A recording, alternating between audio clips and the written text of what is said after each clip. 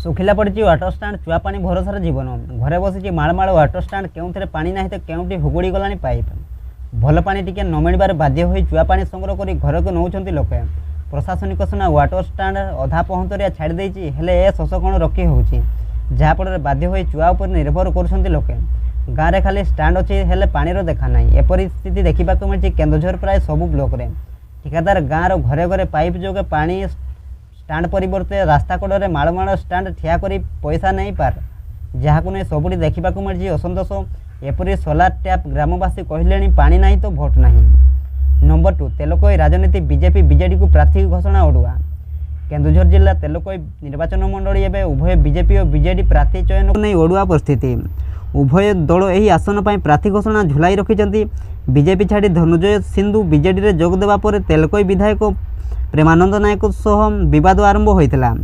ଧନଞ୍ଜୟ ସିନ୍ଧୁ ନିଜ ସମାନ୍ତରଣ ସଂଗଠନ ଚଳାଇବାରୁ ଦଳରେ କଣଠେସା ଅଭିଯୋଗ ଆଣି ପ୍ରେମାନନ୍ଦ ବିଜେଡି ଛାଡ଼ିଥିଲେ।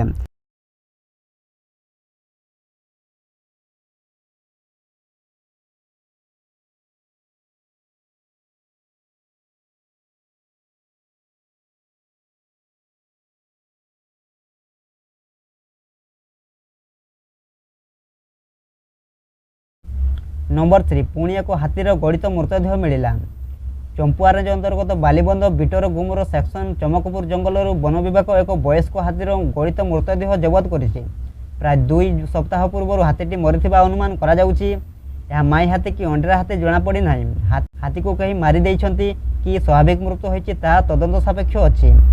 ଡିଏଫ୍ ଧନରାଜ ଏଚ୍ଡି ସମେତ ବନ ବିଭାଗ କର୍ମଚାରୀ ଘଟଣାସ୍ଥଳରେ ପହଞ୍ଚି କାରଣ ଖୋଜୁଛନ୍ତି। ବୈତରଣୀ ନଦୀ ନିକଟରେ ଖଣ୍ଡବନ୍ଧ ଜଙ୍ଗଲାଞ୍ଚଳ ହେଉଛି ହାତୀମାନଙ୍କର ଆଶ୍ରୟସ୍ଥଳୀ। ତେବେ ଖଣି ଖାଦାନ ଯୋଗୁଁ ବ୍ୟାପକ ଜଙ୍ଗଲ ନଷ୍ଟ ହୋଇଯାଉଥିବାରୁ ବାସହରା ହୋଇ ଖାଦ୍ୟ ପାଇଁ ଏଣେତେଣେ ବୁଲି ମୃତାହତ ହେଉଛନ୍ତି ବୋଲି ଅଭିଯୋଗ ହେଉଛି।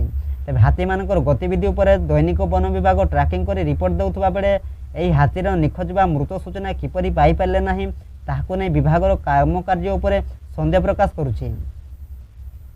ନମ୍ବର 4, ଯକ୍ଷ୍ମା ଔଷଧ ମିଳୁନାହିଁ, କେନ୍ଦ୍ରରୁ ଯୋଗାଣ ବନ୍ଦ, ବଜାରରେ ବି ଉପଲବ୍ଧ ନାହିଁ। ରାଜ୍ୟର ଯକ୍ଷ୍ମା ଔଷଧ ଗୁରୁତ୍ୱପୂର୍ଣ୍ଣ ସଙ୍କଟ ଦେଖାଦେଇଛି। ପ୍ରାୟ 2 ମାସ ହେବ କେନ୍ଦ୍ରରୁ ଔଷଧ ଯୋଗାଣ ବନ୍ଦ ହୋଇଛି। ରାଜ୍ୟରେ ବିଭିନ୍ନ ଜିଲ୍ଲାରେ ଯେଉଁ ଔଷଧ ମହଜୁଦ ଥିଲା ତାହା ବି ସରିଗଲାଣି। ଚିନ୍ତାଜନକ ବିଷୟ ହେଉଛି ଖୋଲା ବଜାରରେ ମଧ୍ୟ ଏହି ଔଷଧ ମିଳୁନାହିଁ। ଉଭୟ ସରକାରୀ ଓ ବେସରକାରୀ ସ୍ତରରେ ଔଷଧ ମିଳୁନଥିବାରୁ ଯକ୍ଷ୍ମା ରୋଗୀଙ୍କ ସ୍ଥିତି ବିଗିଡ଼ିବାରେ ଲାଗିଛି। ଏ ସ୍ଥିତି କେବଳ ଓଡ଼ିଶାରେ ନୁହେଁ, ଦେଶବ୍ୟାପୀ ଏଭଳି ଚିତ୍ର ଆସୁଛି। ନିକଟ ଅତୀତରେ ସ୍ଥିତିରେ କୌଣସି ସୁଧାର ଆସିବା ଆଶା କମ୍ ବୋଲି ସରକାରଙ୍କ ଆଶା କରୁଛନ୍ତି। ବିଶ୍ୱରେ ଯକ୍ଷ୍ମା ରୋଗ ଔଷଧ ପ୍ରସ୍ତୁତ କରିବାରେ ଭାରତ ସର୍ବଗ୍ରରେ ରହିଛି, ହେଲେ ଭାରତରେ ଏହି ଔଷଧ ଅଭାବ ଦେଖାଦେବା ସ୍ୱାସ୍ଥ୍ୟ ବିଶେଷଜ୍ଞଙ୍କୁ ଚିନ୍ତାରେ ପକାଇଛି। ନମ୍ବର 5, ଅଣରାସାୟନିକ ପଦ୍ଧତିରେ ଚାଷ କରି ଉତ୍ପାଦିତ ପନିପରିବାକୁ ହାଟରେ ବିକ୍ରି କଲେ ମହିଳା। ଅଣରାସାୟନିକ ପଦ୍ଧତିରେ ଚାଷ କରି ଉତ୍ପାଦିତ ପନିପରିବାକୁ ହାଟରେ ବିକ୍ରି କଲେ ମହିଳାମାନେ। ଅଣରାସାୟନିକ ପଦ୍ଧତିରେ ଚାଷ କରି ସ୍ୱୟଂ ସହାୟକ ଗୋଷ୍ଠୀ ମହିଳାମାନେ କେନ୍ଦୁଝର ଜିଲ୍ଲା ଘସିପୁରା ବ୍ଲକ ଦରଡିପାଳ ପଞ୍ଚାୟତ ବାଲିପାଳ ହାଟରେ ପନିପରିବା ବିକ୍ରି କରିବା ସହ ଲୋକମାନଙ୍କୁ ସଚେତନ କରିଛନ୍ତି।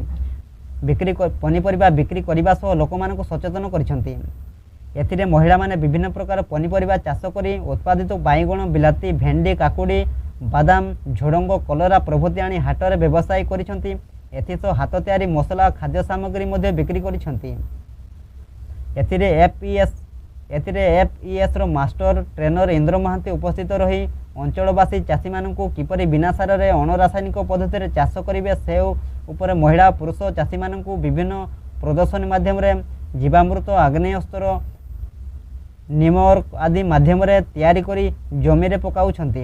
ତାହା ସହିତ ଏହା ମଧ୍ୟ ମାଟି ଆର୍ଦ୍ରତା ବଢ଼ାଉଥିବା କହିବା ସହ ବିଷ ଖୁଆଇବା ନାହିଁ, ରୋଗମୁକ୍ତ ଅଞ୍ଚଳ କରିବା ପାଇଁ ଲୋକମାନଙ୍କୁ ସଚେତନ କରାଇଛନ୍ତି। ନମ୍ବର 6, କେନ୍ଦୁଝର ସଦର ନିର୍ବାଚନ ମଣ୍ଡଳୀରେ ସ୍ୱାଧୀନ ଭାବେ ଲଢ଼ିବେ ଝରଣା ନାୟକ। କେନ୍ଦୁଝର ଜିଲ୍ଲା ସଦର ନିର୍ବାଚନ ମଣ୍ଡଳୀ ଅନୁସୂଚିତ ଜନଜାତି ବର୍ଗଙ୍କ ପାଇଁ ନିର୍ବାଚନ ଲଢ଼ିବା ପାଇଁ ଉଦ୍ଦିଷ୍ଟ ହୋଇଥିବା ବେଳେ ଏହି ନିର୍ବାଚନ ମଣ୍ଡଳୀରେ ପ୍ରାୟ ବହୁ ହେଭିୱେଟ୍ ନେତାଙ୍କ ନିର୍ବାଚନ ଲଢ଼ିବା ପାଇଁ ମଇଦାନକୁ ଓହ୍ଲାଇଥାନ୍ତି। ଆଉ ଏହି ନିର୍ବାଚନ ମଣ୍ଡଳୀରେ କେନ୍ଦୁଝର ସଦର ରହିଥିବାରୁ ଏହା ବହୁ ଗୁରୁତ୍ୱ ବହନ କରିଥାଏ। ନିର୍ବାଚନ ମଣ୍ଡଳୀରେ ଆଦିବାସୀ ଭୋଟର ସଂଖ୍ୟା ଅଧିକ ରହିଛି। ବିଜେପି ବିଜେଡି ପ୍ରାର୍ଥୀ ଘୋଷଣା କରି ସାରିବା ବେଳେ ଏଯାଏ କଂଗ୍ରେସ ପ୍ରାର୍ଥୀ ଘୋଷଣା ହୋଇନାହିଁ। ସେହିଭଳି ଏଥର ସ୍ୱାଧୀନ ପ୍ରାର୍ଥୀ ଭାବେ ଝୁମ୍ପରା ବ୍ଲକ ଖେଣ୍ଡେରା ପଞ୍ଚାୟତର ଫକୀରପୁର ଗ୍ରାମର ଝରଣା ନାୟକ ନିର୍ବାଚନ ମଇଦାନକୁ ଓହ୍ଲାଇବେ ବୋଲି ଘୋଷଣା କରିଛନ୍ତି। ତାଙ୍କ ପରିବାର ବେଙ୍ଗାଲୋରରେ ନିଜସ୍ୱ କମ୍ପାନୀ କରି ବହୁ ଓଡ଼ିଆ ପିଲାଙ୍କୁ ସ୍ୱରୋଜଗାରୀ ସ୍ୱାବଲମ୍ବୀ କରାଇବାରେ ସଫଳ ହୋଇଛନ୍ତି। ନମ୍ବର 7, ଯୋଡ଼ାରୁ 21,000 କୋଟି ଖଣି ରାଜସ୍ୱ। केन्दुझर जिला जोड़ा खଣି मंडल में बढ़िलाणी खଣି राजस्व संग्रह। खଣି विभाग पक्षर मिलता सूचना अनुसार 2023-24 आर्थिक वर्ष में सारा राज्य में 54,000 कोटी टंका खଣି राजस्व आदाय होती। केवल 21,000 कोटी टंका राजस्व आदाय होउथिबा विभाग पक्षर कहुई, जहाँ मोट खଣି राजस्व 46.66% बोली जमापड़ी। केन्दुझर जिला जोड़ा खଣି मंडल में समुदाय 97टी खଣି रही। एथिरू 33टी खଣି कार्यक्षम होता बेले 54टी खଣି विभिन्न वैधानिक कारण पर कार्यक्षम हो पारि नाही। एसबू खणी खଣି उत्तोलन और परिवहन बंद रही। नंबर 8 वर्षा संभावना। आज 3 घंटा 4टी जिला को येलो वार्निंग। आज और आसंता काली राज्यर किसी स्थान में वर्षा हबार संभावना थिबा पाणीपाग विभाग पक्षर पूर्वानुमान करा जायछि। 3 घंटा 4टी जिला को येलो वार्निंग जारी करछि पाणीपाग विभाग। सकाळ 9:40 भुवनेश्वर स्थित आंचलिक पाणीपाग केन्द्र पक्षर सतर्क सूचना जारी करा जायछि। एथिरे कहुई आगामी 3 घंटे अनुगुल, ढेंकानाल, केन्दुझर और मयूरभंज जिले में किसी स्थान में बिजुली घड़घड़ी सहित हालुकार मध्यम धरणर वर्षा हबार संभावना रही। नंबर 9 नाबालिका दुष्कर्मकारी को 20 वर्ष जेल दंडादेश। केन्दुझर फास्ट ट्रैक कोर्ट विचारपति विजय कुमार मिश्र एक नाबालिका दुष्कर्म मामलें विचार कर घटंगा थाना अंतर्गत बड़मसिलाबिला ग्रामर अभियुक्त पुदुरिया धारा 6 20 वर्ष सश्रम कारादंड सह 10,000 टंका जरिमाना अनादाय अधिक 6 मास सश्रम कारादंडादेश शुणाई। यह पीड़िता 4 लाख टंका फिक्स्ड जमा आकार अनुकंपामूलक राशि प्रदान करने निमंते सुपारिश कर। घटनार प्रकाश जे 9/4/2023 तारीख पीड़िता बापा और माँ महल गटाइबा जंगल को जाइथिबा समय 5 वर्षर नाबालिका घर पाखरे सांग मानक सह खेलुवा बेले अभियुक्त पीड़िता टेकी नहीं दुष्कर्म करथिले। नंबर 10 तेलकोई 2 गोरु बोझे ट्रक जबत 2 गिरफ। केन्दुझर जिला तेलकोई थाना अधीन 49 नंबर जातीय राजपथ जनसनपुर टोलगेट पाखर तेलकोई पुलिस द्वारा 2टी बेआईन गोरु बोझे 16 चकिया ट्रक जबत कर संपृक्त 2 जन को पुलिस गिरफ कर। तेलकोई पुलिस पेट्रोलिंग टीम आज भोर जनसनपुर पाख टोलगेट पाखर गोरु बोझे ट्रक को जबत कर। ट्रक 2टी मध्य प्रदेश ठारू पश्चिमबंग को गोरु बोझे कर नेउथिले। प्रति ट्रक रे 2 ठाकुर गोरु को बोझे करा जाउथिला।